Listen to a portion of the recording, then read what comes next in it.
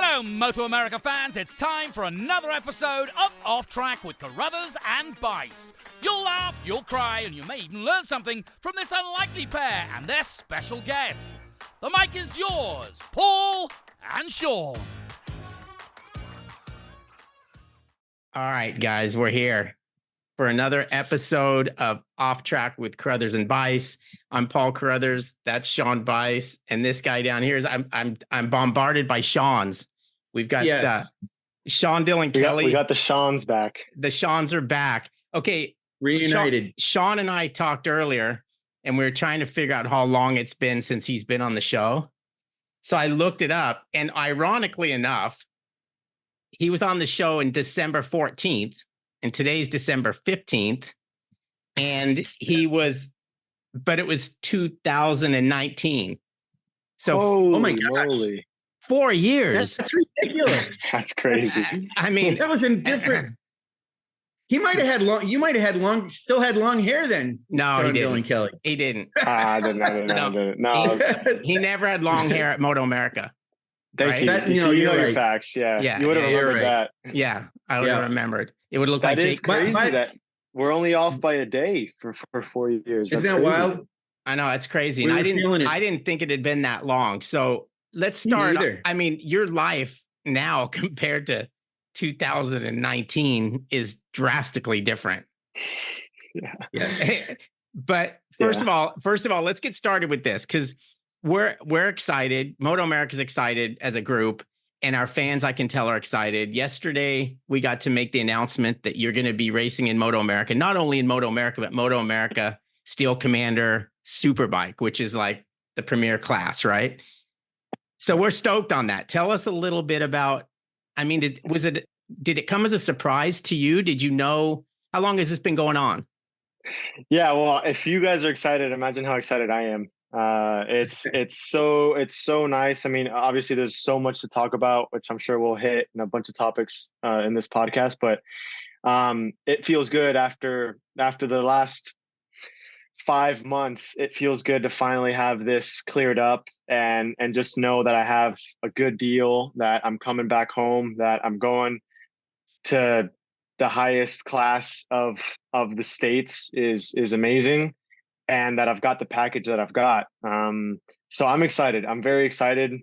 This has been going on. Honestly, I signed the contract maybe 3 weeks ago now. So it's been signed for a little while. And I think, they were just trying to organize, like I wasn't home until last week from being overseas, and they didn't want to make an announcement, but even me, I was like, guys, like I want to be there. I want to, do it the right way. I don't want to just announce, me being in Spain, not even taking a picture yet that I'm coming. So, and then also they wanted to, get things worked out. And I'm glad that we at least waited to do, we made the video, we made some nice pictures, and, I'm happy that we finally announced it because people were already talking a lot. So I'm glad that we finally got it out, and the response has been amazing. It's been exactly 24 hours since I announced, and the response has been incredible. So I'm super excited for this. So I got to say a couple things here. First of all, well, Sean, so since you've been gone, there have been some people, I mean, they walk up to me and they say, "Hey, Sean," and I talk to them and they go, "Oh, wait, we met the other Sean." So I grew a beard so that they would know. I mean, that's why they get it confused. That's the only way I could tell. I didn't even think about it that way. I thought the glasses would be enough, but no, I had to grow the beards. But hey, I want to ask you, Sean. So I heard about this a little while ago, and I only know. Well, I shouldn't say I know the team because last year, and I'm going to mispronounce his last name, so you can help me. Alex, is it Arango? Yep. Or Arango? It's Arango? Yeah. I mean, if he says it a different way, then I don't know what to tell him. Okay. He's never said it to me, but I know he and Augustin Sierra both raced last year in our series in Stock 1000. And at one point, Alex actually reached out to me and said, it's kind of like, in a polite way, how about a little love for our team? And it's something we struggle with because, we talk to the teams that are, a little bit higher up in the standings. And so I felt really bad. And So now that you're joining the team, we're talking to a member of his team, but I still haven't talked to him yet. So, Alex, I apologize. And we will get him on. He deserves to be on just for the. He does. I mean, they've made a huge step. I'm just letting you know now. Knowing Alex, he's gonna struggle big time in front of this camera right here. Really? Oh man, I can't wait. I can't wait for him to see this. He's gonna say something for sure. But yeah, he's a little camera shy. Well, we'll change that. Yeah, and I'm glad he reached out to me because, I knew I had seen him because I always go through the entry list and we saw him. And I know it's last couple of rounds of this past season, he was part of us. And I saw that when JD tested the Tytler's bike down at Homestead, Alex, I believe, was there. There's a photo of him with JD, I think. Yep. And the other thing I saw is Alpha Racing's pretty good with their social media. And I know they're building the bike, and that's going to be a weapon because we know Cameron Bobier and PJ and even Corey Alexander getting a podium. I mean, those bikes that they build are pretty solid stuff. So you're probably pretty psyched that not only is it that M1000R, but it's an Alpha Racing built or tuned or whatever built bike that it is. So yeah. Yeah, and it's funny you say that because, like I said, this has been going on for the talks have been with Alex and with the team has been going on for way more than 3 weeks, as you can imagine. But once I already knew that this was happening, I was still doing the last couple of races of Moto2. And, being in the paddock, you meet so many people. There's, you just meet a bunch of people, make a bunch of connections. And I actually ended up meeting totally by accident, but I ended up meeting the owner of Alpha while in Valencia in the last round. And that led to, obviously us speaking, and he knew a little bit about what was going on. I told him what was going on, and he was like, "Hey, when are you flying back to the States?" And I was like, "Well, 10 days from now." And he was like, "Why don't you come to the workshop in Germany?" And I'm like, "Yeah, sure. Like, let's do it." And then I ended up going to the workshop just 3 days before flying back to the States. So I went out to Germany, I went out for what was a 1 day. And then I ended up staying for 3 days because there was a snowstorm and I got stuck there. So that was a little bit of an adventure right before coming home. But I went to the workshop, met the Alpha guys, saw the bike that was being built, spent time there and met the engineers, which, we're going to have an engineer as well. So it was a really, really good time. I'm really glad I got to do that because it was a great way to, kind of start this relationship. At the end, of course I signed with TopPro, but they have a partnership with BMW and with Alpha. So for me to be able to do that, I think was amazing. And also just see how legit that bike is. So I think it's going to be great. So this is going to be a big step, right? I mean, the electronics and all that stuff. It's like, I think, is it harder? It's going to be more difficult or different going from Moto2 to Superbike than it was Supersport to Moto2, or is that not true? It depends. I'm not talking about the competition. I'm talking about the bike. Yeah, I mean, that's what I was going to say. It depends because you can't get much harder than Moto2 World Championship. No. You're not going to be battling for 20th at MotoAmerica. But in terms of bike step, I can't even answer that because I was expecting the Supersport and the Moto2 to be a bit more similar, and turns out they weren't whatsoever.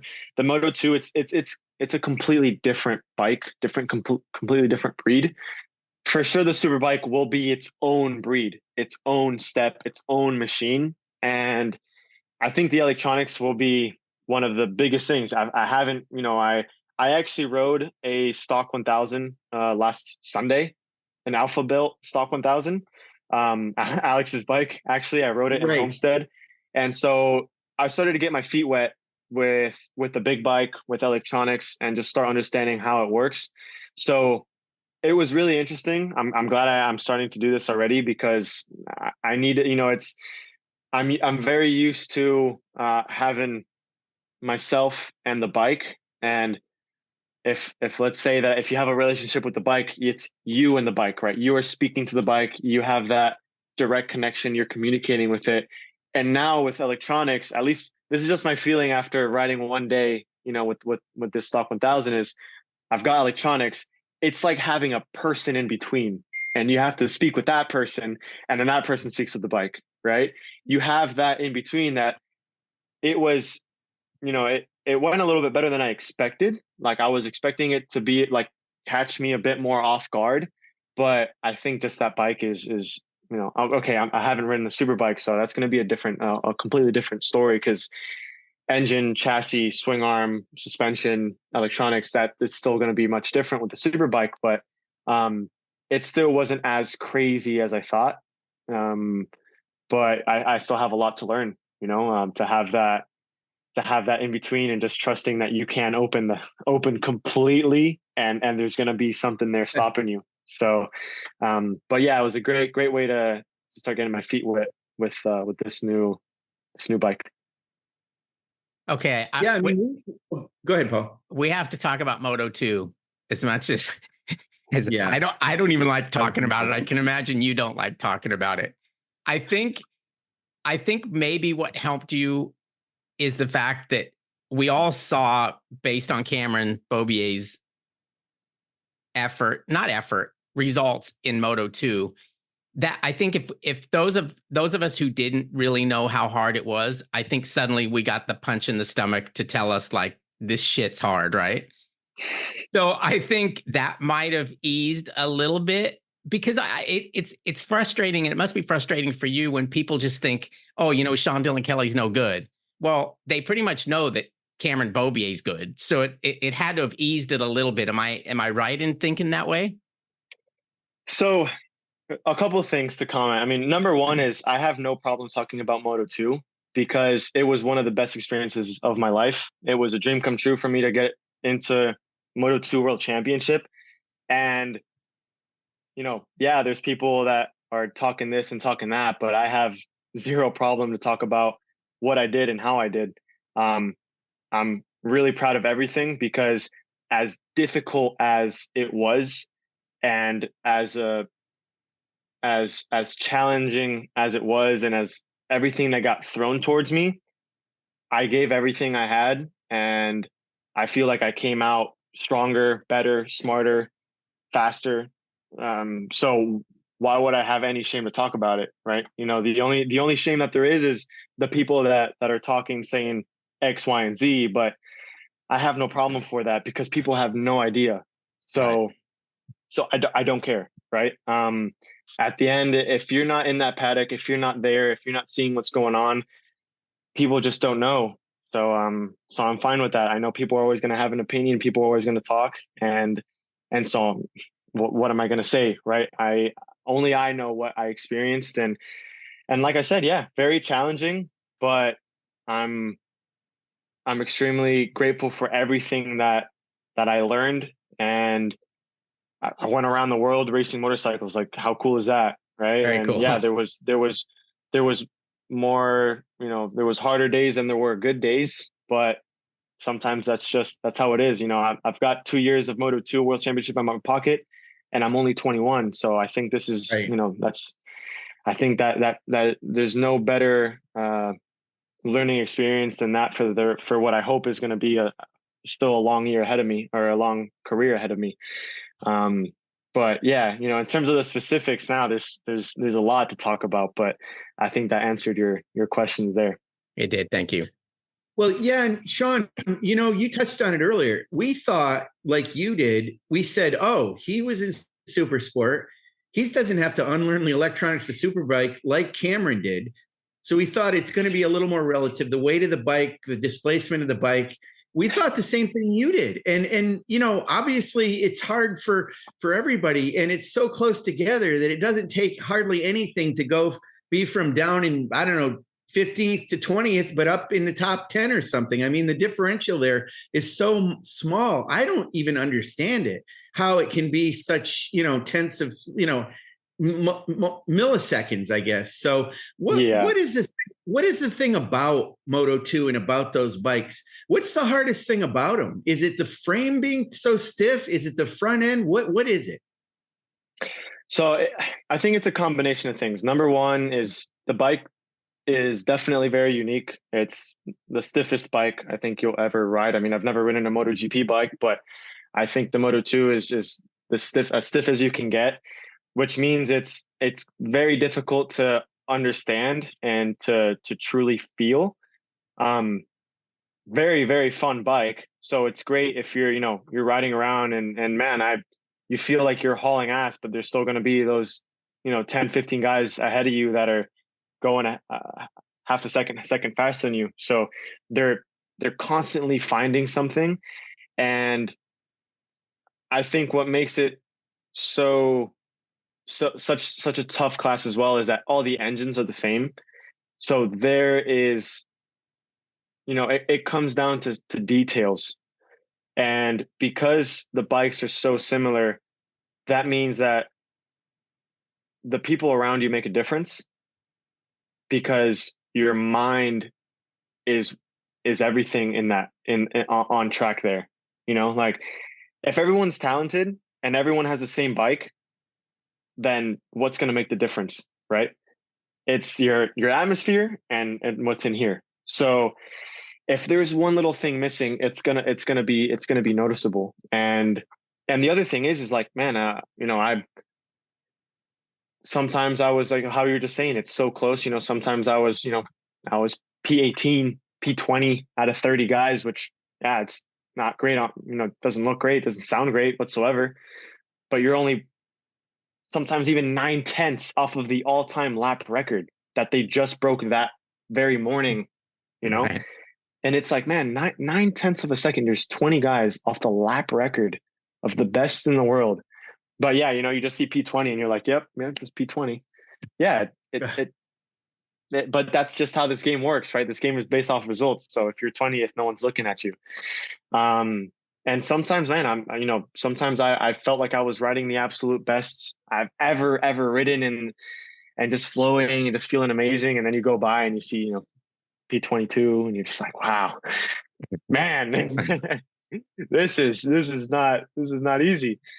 But again, I still feel like I wasn't able to really, I wouldn't even say adapt the way I wanted to, but I don't feel like I finished growing on that bike in that class. Let's say realistically, I got a season and a half before the issues that I had this year. And a season and a half is, it's not a whole lot, like, everyone talks about my Supersport season, but I didn't win Supersport until my third year. Right. I was fighting for the title my second year and I won a race my first year. Sure. But a season and a half into Moto2 I think it's not enough for anybody. You look at, don't talk about Pedro and these guys, but you talk a lot about a lot of the guys that have been here for years, Dixon, Lowe's, even Joe. You look at all these guys and they've been here for how many years have they been there, but again, it is what it is. I wouldn't even, I'm not going to say that that's a problem or an excuse. It's just the way it had to go. And I'm super grateful for now, for the new opportunity, this new chapter, and for everything I learned from the last 2 years. Did you want another year or were you over it? I would have loved another year if it was the right situation, the right deal, the right package, the right people, the right everything, but it wasn't there. So I'm not going to stress about that. Right. But yeah, I wouldn't say I was done with it, because I wasn't at all. It was just a really hard last 3-4 months that I've had. Really, really, really hard. Like, just with everything that I had going on, it was tough. But yeah, we got what we got, and I'm back home now. Is all the physical problems that you had this year, are they gone? Stronger than vinegar. So I'm good. You're good. All right. I'm good. Yeah. It was, like I said, it was hard with having to get that second surgery on my arm mid-season, in the summer break. And, obviously it ended up causing a kind of a domino effect to everything. And it wasn't easy, but I'm glad that, I look back at where I was in July this year. And I'll be completely honest. I at one point I thought that I wasn't going to be able to race again. Like, it was that serious of a problem with my arm. The doctors in the MotoGP doctors looked at me the Assen weekend right before the summer break, and well, here I'll backtrack a little bit, because not many people know really exactly what happened with the whole arm, and so I'll explain it now. Now that we're just talking about it, I had my first arm pump surgery on both arms in November after the season last year. I got the surgery, normal arm pump surgery, nothing special, but I had some arm pump during the season, so I just figured that it'd be the right time. I got the surgery and, did my normal preseason, December, January preseason. And I thought I felt okay, but I already starting January, like end of January, February, right before heading back to Spain this year, I started to feel some sort of arm pump coming back, but it wasn't as severe as before. So I was like, okay, I didn't think too much of it because, I had surgery for it. So why stress about it? I started the season and, some track I was completely fine. And then some track it was bad. My first bad weekend was Coda, which really sucked because it was home GP. I wanted to do well, and I was struggling a lot with my arm. It is one of the most physical tracks, so it was a little bit expected. But again, considering I got surgery, I shouldn't have that problem. So I got it really bad in Coda, tried working it out, continued, and then I got it really bad in Mugello, and then I got it bad in Jerez, and then I got it bad in I don't know what other track, and it was just getting worse and worse and worse. And of course, Moto2 has a lot of races, a lot of back-to-backs, and so I was, and in between races, I'm always training. So I was, I kept on adding workload, but at the same time, I knew that I was not feeling great. So I started to try to take more care, not more care. I always try and take care of myself with my recovery and with my physical training and everything. But something was up, and I planned myself out to stop in the summer break and get it looked at, because the summer break was 6 weeks or 5 weeks, sorry. And come Assen, which was the last weekend right before summer break, I go, and on Friday FP1, FP2, it was the worst day I ever had with arm pump by far in my entire career. It was so bad I couldn't even finish free practice, and my arm was just like this, stuck. And I said, that was the moment when I still remember coming into pits, and I said, something's wrong. Like, something is wrong with me. I need to get checked. There's no way that I got the surgery, I do all this physical work. I have physios, I do my warm-ups, I do my recoveries, I do massage, I do everything. And I just got the worst arm pump ever. Something's wrong. So I go to get checked up by the doctors. They're in the MotoGP doctors, and they do an ultrasound. And what's funny is I got opened up, so you can see the scars pretty well. You can't really see it. It's going crazy with the camera, but whatever. You can see right there. Yeah. It's a pretty big scar. Mm-hmm. Right over the scar, it was like really hard, and I didn't understand why, but I just thought that, okay, I got the surgery, and so it's just hard because it's, maybe they I have a tendon or whatever. I didn't know any better. And also the massage therapist never really said too much, but I go in there. I tell them what's going on, tell them how I feel. They start doing the ultrasound, and as they're doing it, they're going right over the scar, right over where it's really, really hard also. And I'm like, hey, like, I just want to know also, like, why do you think it's so hard? Like right there, it just feels like a thick band. And no joke, like, he goes and he just stays quiet for about 20 seconds. And he looks up at me and he's like, dude, you have a big problem here. Oh. I'm like, what do you mean? And he's like, that thick band should not be there. And I'm kind of like, I'm, as you can imagine, I'm super confused. Right? I'm like, what are you talking about? Like, what is that? He's like, that's all scar tissue and it does not look good. I'm like, okay. Oh, so what does this mean? And he's like, your arm pump is there because your arm is worse than it was before. Like you have a piece of scar tissue this big inside of you right now. And I'm like, okay, so what do I need to do? And they're like, you need to open your arm again, take all that out. But I have no guarantee that that's not going to come right back.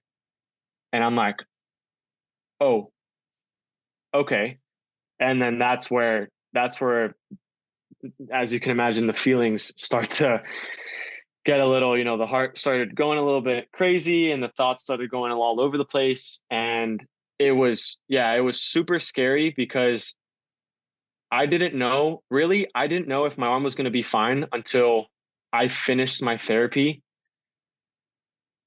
8 weeks after that, or let's say 6 or 7 weeks after that. So for 6 or 7 weeks, I was pretty concerned, pretty scared. Yeah. And again, like at that point, it was just, one thing is not knowing if I'll be able to race the rest of the season. Another thing is not knowing if I'll be able to ever race again. And again, like, okay, in general, arm pump doesn't sound like such a crazy thing, but for how bad I got it and for how bad of a scar, a scar tissue issue I had, if that kept coming back every 2 months, I can't open my arm every 2 months just to take out scar tissue. So, you just need a zipper. I just need a zipper. There you go. Yeah. So I ended up finding, anyways, I don't want to ramble too much about it, but I ended up, they got me connected with one of their surgeons in Madrid, which is, it's only 4-hour drive from where I was living in Barcelona. I had a couple meetings with him and he told me that he was quite confident with his plan. I actually had to undergo some radiotherapy on my arm to stop the cell growth because my issue was that when they opened up my arm, they cut the cartilage. Sorry, what am I saying? They cut the fascia, and that fascia goes open. They cut they stitch your skin up, and then your muscle just has all the room and it needs, and you're good. What happened is when they did that to me, my body went, "Oh, your fascia's open. Let's close it." And they, and my body closed it, but it's obviously it didn't close it with a little thin line. It closed it with a bulk this big. So what they ended up doing was I did 3 sessions of radiotherapy on my arm to stop the cells from growing, from reacting so crazily. I was with medication for 3 weeks. That also stopped so much cell growth, so much collagen growth. And then apart from that, I had to have a wrist brace on my arm for 6 weeks. So yeah, it was long, but at the end I was able to go get through it. My arm felt amazing after. I very slowly got into my Sean, what's going on over there? Sean, you okay? I'm sorry, guys. I apologize. It's okay. You got red like a tomato. Let me just do some. Pam, the keys to the car are right there on the side. Can you guys hold on a minute? That's great, man. Poor Sean's had a rough go of it of late. I love it. I love it. I'm sorry. Don't worry, Sean. I'm sorry. I'm a happy-go-lucky guy. Don't worry. I'll charge extra. I'll charge extra for the last minute. Anyway, so is it? I'm sorry. You did those races at the end of the year, and it's good. It's perfect. It's the best I ever felt. So I'm very happy. I'm ready to go. All right. Well, let's fast forward a little bit to what we've got coming up here. Paul, can I ask? Yeah. I'm sorry, because I was listening, Sean, to everything you said. I have a couple questions about the surgery because we've had so many people that get it. Some riders don't want to do it. I'll tell you, Matthew Skoltz, he claims, he worries about that. So he tries to manage it. It's hard to manage. I see him all the time dealing with therapy on it. You pointed out something that I've always wondered about. It's the fascia. So they cut it so that you got more room in there.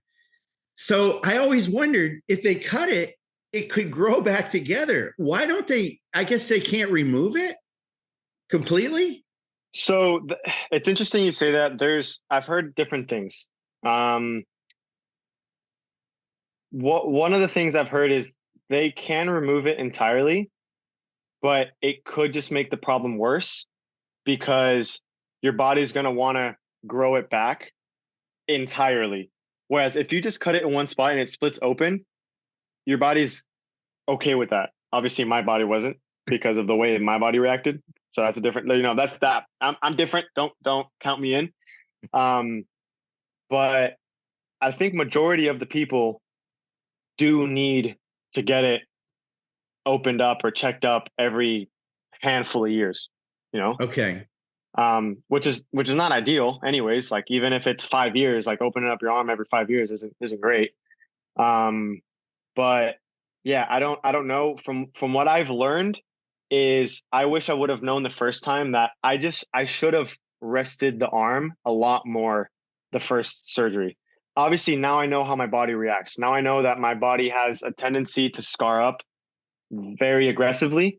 I keloid very easily on my arms, on the exterior. You guys are going to see this here. So now I know. I didn't know before that. But also, it does make a difference. Now I'm seeing a lot of the GP riders, which, GP riders are getting it more and more and more often as well.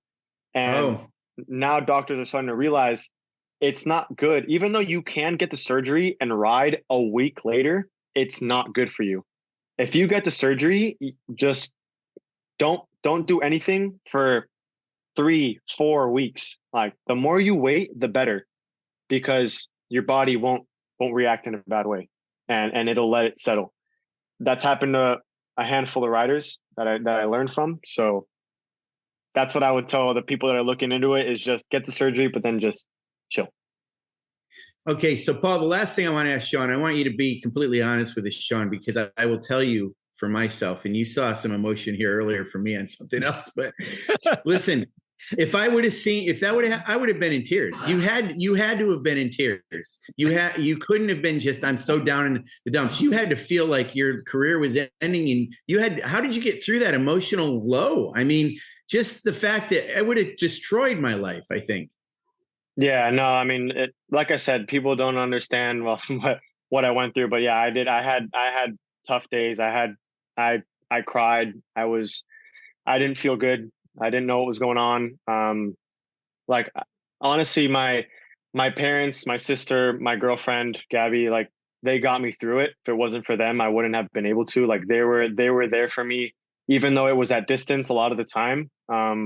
They were there for me, like, and if it wasn't for them, I wouldn't have had the power to keep going because it was scary though. Like I even had one conversation with my dad where, he was like, hey dude, like, don't worry. Like if this doesn't work out, like this isn't the end of the world, like you've already had a privileged career and life goes on. Like you'll be able to do this, you'll be able to do that.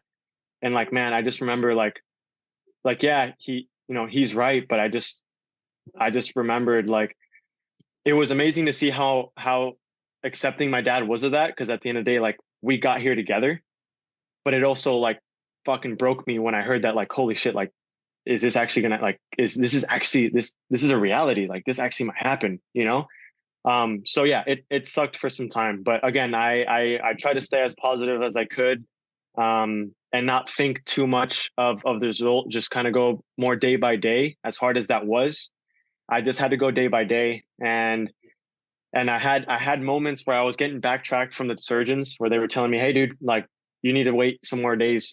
This isn't looking too good right now. You got to keep waiting. And like, that is like, you just need to focus day by day by day. And yeah, it was worth it at the end. You're still healing now though, aren't you? I mean, the healing process isn't done, I assume.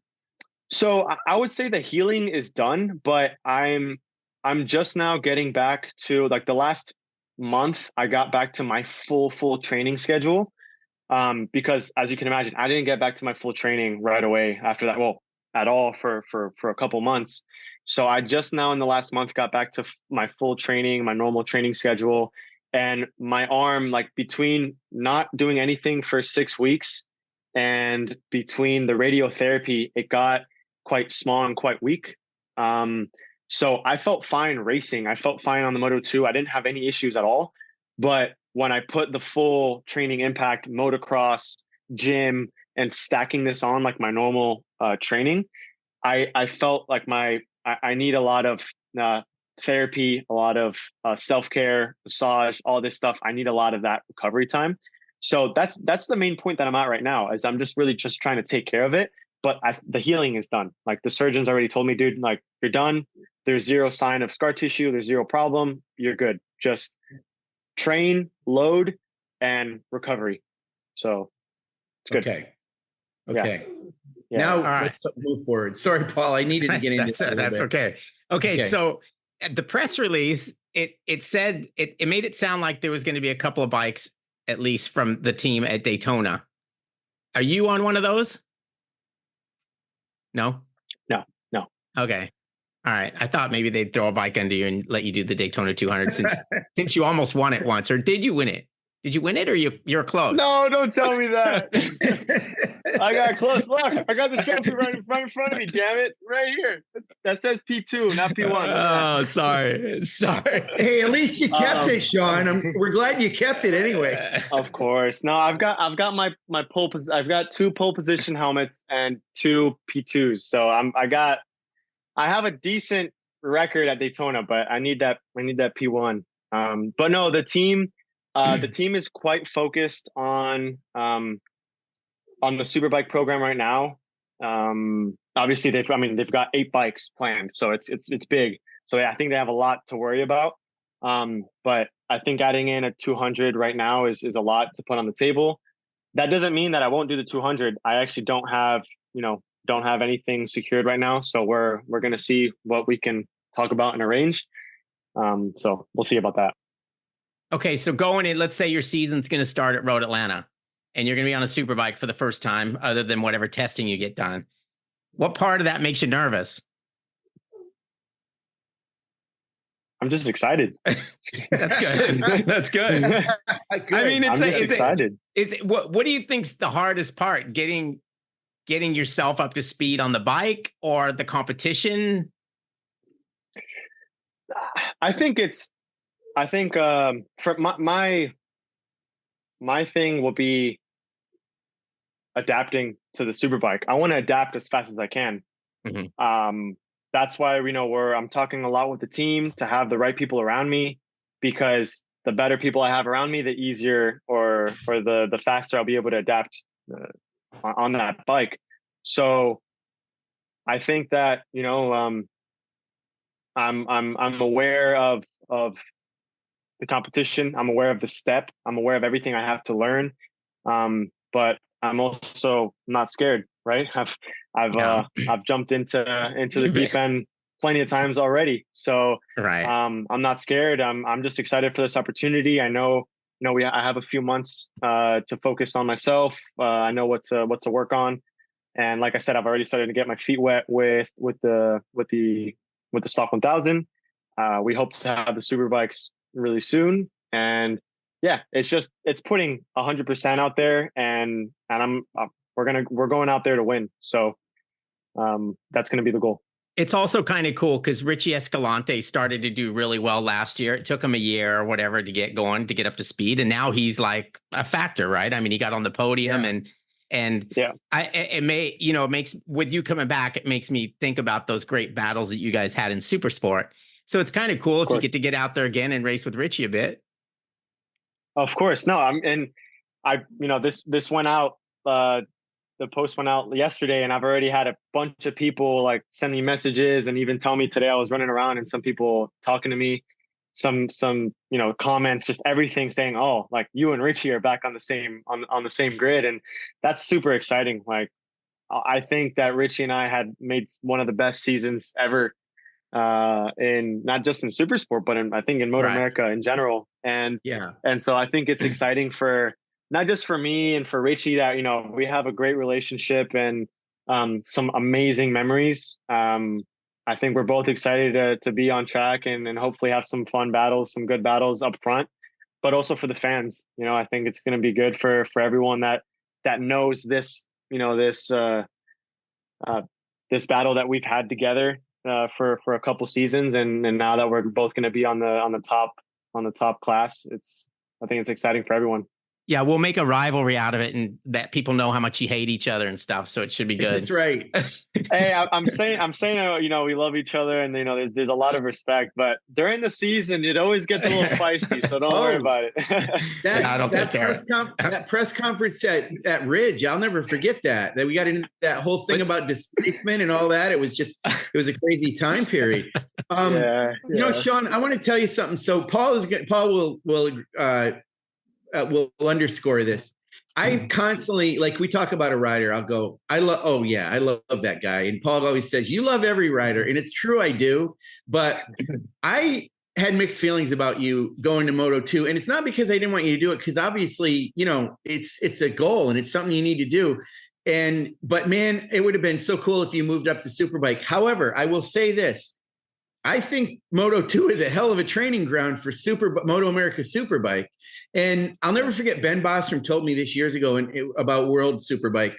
So he said, when you're in the World Championship, every single session, every lap counts. You have to be fast. And I remember Cameron said early on, he would kind of, at a start, he'd sort of lay back and, see who was where they were and then move up from there. Well, he doesn't do that anymore. And Jake Gagne knows not to do that. And I know with Moto2, with what you've done, you have to be on all the time. So I'm sure it's going to help you this year with the idea that once you jump in there and from every practice, free practice, all the qualifying, you got to be at the top of your game all the time. Is that true?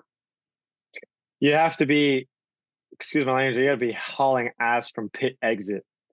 Like it's incredible. I mean, especially when you're learning every weekend, you're learning a new track and you're still trying to learn and adapt to a bike. That is, in particular, that Moto2 bike, it doesn't work if you're not pushing it. It's so stiff that if you're not pushing that bike, you're not understanding it. So you literally need to be pushing from, I'd say give it 2 corners just to scrub a little bit the right, scrub a little bit the left, and then you're pushing. Like you're pushing. You're pushing. And yeah, at the beginning, that pushing feels like you're pushing, but you're not actually, it's not coming out of you. But at the end, yeah, you spend a couple seasons there and you start picking up on all these things, and that's exactly how it is. Especially because of the way that the system works with the whole Q1, Q2 thing. They base your lap times off of the free practice sessions, and sometimes based off of weather, FP2 is going to be slower, which means sometimes FP1 FP3 is the first qualifying, which means FP1 you need to set yourself up for FP3. So that means FP1 people are doing lap records, like 10 laps in, right? So you don't do a lap record if you're not pushing from lap 1. So moving back into MotoAmerica Superbike, you're going to be hauling ass right from pit out, and you're just going to be doing that because that's what you've developed, and it's obviously going to help you, right? I mean, clearly. Yeah, I think in particular for me now going into this new chapter, learning the Superbike, and like I said, if you want to learn a bike, you need to be pushing, right? Slow laps doesn't teach you anything. And it also doesn't give any good information to the engineers. So the more amount of fast laps you have, the better it is for everyone. And I think that is a little bit now just in the system for me. He's only got 2 tracks to learn, right? Mid-Ohio and Brainerd. You didn't go to Brainerd, right? I went to Brainerd. Oh, you did the first year? I did, okay. Yeah. So all you have is Mid-Ohio to learn. There you go. Easy. You'll love that track. You'll love that track, Sean. What was your favorite track in when you're racing in Moto2? What one did you like the best? Phillip Island. Yeah. Oh, really? Well, that's just because Paul's Australian. That's all. Well, no, it's everybody's favorite. That's what I was gonna say. Is I went into Phillip Island kind of like, okay, like everyone says that this place is, best track in the world and all this. And then as soon as I finished FP1, I'm like, yeah, I get it. I get it. It's man, fun. that track is incredible. Like just location. It is scary when it rains and it gets windy. It is super scary because it is wild. But as a track, it is incredible. Wow. Incredible. I thought you were going to say the wind, the rain, and the seagulls. I mean, it seems like there's a lot of things to worry about it at that. There is. Yeah, the wildlife is fantastic, but it's okay. I'm used to alligators, so I'm not scared. There you go. And okay, what track are you looking forward to coming back and racing at the most in MotoAmerica? Laguna, 100%. Yeah, I can't wait. I love that place. Yeah, understood. Yeah. So the team TopPro Motorsports, I'm pretty sure Alex and Augustin are both based in Florida. That's not a coincidence that you're in Florida and you got involved with that team, right? I mean, there's got to be some connection there, or at least they know of you from that. Yeah, of course. I've known Alex, or better yet, Alex has known me since I started racing, since I was 5 years old. So we've known each other for forever now. And TopPro Motorsports is Alex's dealership. TopPro Racing Team is now what they named the team. So I was actually into the dealership, into TopPro Motorsports last year, like I think around this time, or even January maybe of this year. I was into his shop. Like, I don't know what I had to go do, but I just went to talk to him, and I was just hanging out. And if you would have told me then that, right, a year later, I'd be signed up to his Superbike program for this coming season, I'd be like, dude, like that is the wildest thing ever. And here I am. I will honestly say, and I told this to Alex, I'm like, it came out of the blue. I did not expect it whatsoever. When we started talking, I don't know the time frame, but a month and a half ago, I was looking hard at my options for next year. I was looking a lot at Europe, but I was also looking at coming back here, and I was just kind of looking at all my options and pushing around. But I'll be honest, my situation for Europe was hard. Like, there's a lot of riders paying a lot of money to be there, and that unfortunately I don't have money, don't have sponsors. I have sponsors that support me in my racing and my career, but not sponsors that are willing to pay $200K to race in Moto2, right? So that wasn't even, it just doesn't make sense. So I had to start looking at all the options, and yeah, out of nowhere, when I got a phone call. Well, actually, I will be honest, Alex was bugging me for some time, a handful of messages, but I didn't know why he was texting me so much. And then one day I just decided to call him. I'm like, okay, like I'll just call him, see what he's on about. And yeah, he's like, hey man, like, I know this is a long shot, but I'm making a Superbike team for next year. And as you can imagine there, I was like, okay, like what's this guy going on about, And but no, I mean, it was legit. a lot of long phone calls after that. And man, like, I have zero doubt in what's going on for next year. And I'm excited. I'm happy that, he's put in a lot of effort into this, and it's looking good. Again, the partnership with BMW and Alpha is huge. And so it ended up playing out in a good way. And just to finish it off and like kind of do the loop to your question, there's nothing better than to be a Florida guy, yes, and be racing for a team that's literally 30, 40 minutes away from me. Right. I think it's great for me, for him, for sponsors. It's it's fantastic. So I think it's pretty cool. Yeah, I mean, I love the Florida connection, and like I said, I remember when when Alex and Augustin came in, and I knew they were on BMWs because like I said, we look at the entry list. And so it was not a surprise when I heard the rumor that you were going to be racing for that team, that you'd be on a BMW. But where the surprise happened to me is the size of what that team's going to be this year and what they're planning. Yeah. So I'm really excited about that and what it means for our entire paddock. I mean, obviously that's huge for all of us. You touched on sponsors for a minute. I want to bring up a sponsor. You got it on your hat. So Fresh and Lean is still a sponsor of yours, and it's going to continue into 2024. I'm sure. Is it a sponsor for you personally? Will you have Fresh and Lean on your helmet, your leathers, but maybe not on the bike or with the team? I mean, where is that sponsorship going with you? So I actually maybe I'll use what you just said, and I'll use this footage right now to put some pressure into him to do something for next year. There you go. Into Thomas from Fresh and Lean. I'll send this over. So actually we haven't had the chance to talk about next season just yet, even though it's almost 2024, but we've both had a lot going on, and we haven't talked about it. So I do hope so. They've been, I've been working with Fresh and Lean now since 2020, and honestly, they've been huge for me and for my program. Like, I'll be honest, I've only had three full-on sponsors the last 2 seasons, and they were the ones that were helping me live, train, eat over there overseas, and made everything happen. And one of these, Fresh and Lean being one of them. So extremely grateful for that. And yeah, I don't know exactly what's the deal for next year, but I just hope to have them with me. You guys already know, as I had it in MotoAmerica, I had it the same in Moto2. That I've been branding them completely on the helmet, so that's been fun, and I hope that it continues like that for next year. Okay, Sean, we're both Sean's. Yeah. We're close to wrapping up here. Yeah, I know we're getting ready to wrap. I mean, God, I had to give the keys to my wife. I had to let my dog out once. I mean, I don't know what's going on. It's like, Sean, I don't know, but I mean, it's going to be called Off Track with Carruthers and an Empty Freaking Chair.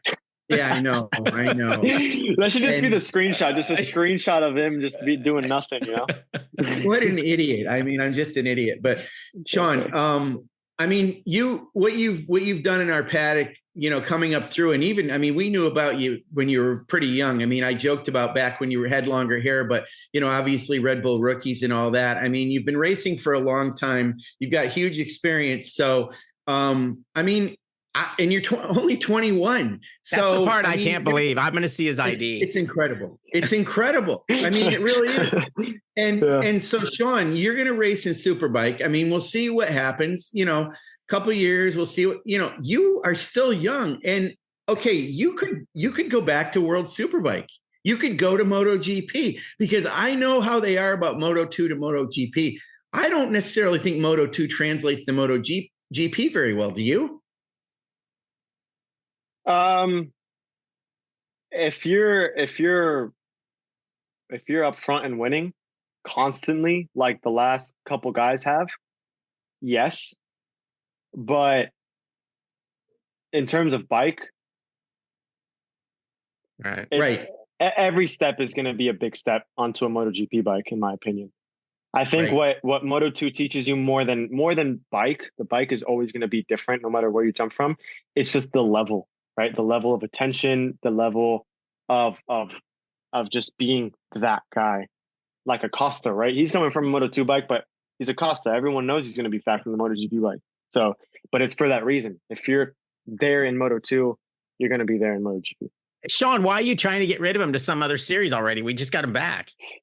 Well, I don't want him to ever leave, honestly, because like I said, I didn't want him to go over to Moto2, but I'm just saying, man, he's got so many years ahead of him. And I'm glad that things have worked out a little bit better with your arm situation, because to your point, you got so much racing ahead of you. So, I mean, I don't want to get rid of him, but by the same token, I mean, I don't think the door has not closed to a world championship. We all know that with you. We know your talent. Yeah. So no, and you're going to keep your eyes open.